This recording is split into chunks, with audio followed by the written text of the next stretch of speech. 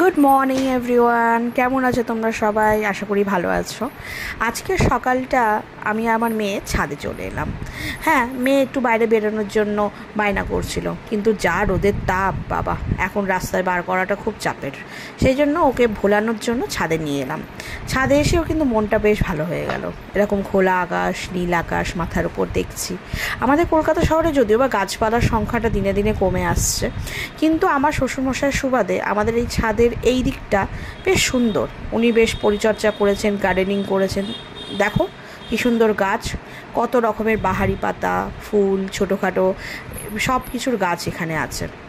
আমাদের প্রতিদিনের নিত্য বাড়ির পুজো এই গাছের ফুল তুলেই হয়। জবাও আছে, জবাটা দেখাতে পাচ্ছি না কারণ সকালে শ্বশুরমশাই এসে সব ফুল তুলে নিয়ে গেছেন। কারণ হচ্ছে আমাদের বাড়ির পুজো তো এই ফুল দিয়েই হয়।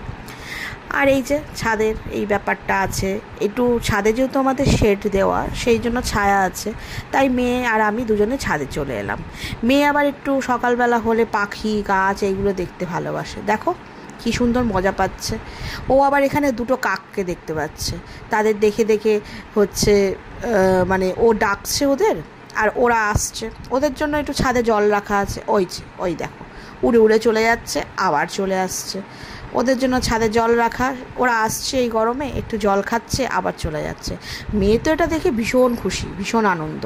দেখো কেমন দৌড়ে দৌড়ে বেড়াচ্ছে, আমার কাছে ছুটে ছুটে আসছে। আবার আমি বলছি, দেখ দেখ দেখ মা, পেছনে দেখ কাক এসছে, জল খাচ্ছে। ও আবার ঘুরে সেটা দেখছে, ওই যে দুটো কাক। এবার এইটা দেখে ওর কি খুশি, ও কি চিৎকার করছে। ওই দেখো ওইখানে জল রাখা, আর এই যে মেয়ে দেখছে সেটা, কাকে জল খাচ্ছে। আমি আবার মেয়েকে বললাম যে দেখ মা, কাকের অবাক জল পান। সত্যি নিজের সন্তানের সাথে এই সময়গুলো কাটানো সত্যি খুব ভালো লাগে। আমার আর আমার মেয়ের দিন যাপন এইভাবেই আমরা করি। হ্যাঁ, ওর জন্য আমার 24 ঘন্টাই বাধা। ওর জন্যেই আমি আমার 24টা ঘন্টা কীভাবে যে কেটে যায় ওর টেক কেয়ার করতে, ওর খেয়াল রাখতে, সেটা বুঝতে পারি না। ও তো এখন কাকেদের সাথে বক বক করছে, করে চিৎকার করছে। আমার মেয়ের যা গলা, তাদের মোটামুটি 1 কিলোমিটার দূর থেকে শোনা যায়।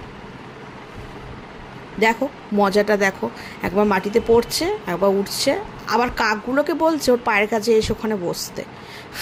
আমার মেয়ে কিছুটা আমার মতো হয়েছে, কোনো ভয় নেই।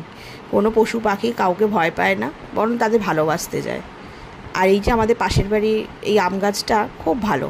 এই আম গাছটা থাকাতে একটা সুবিধা হয়েছে, আমাদের এই দিকটা অনেকটা ছাওয়া থাকে।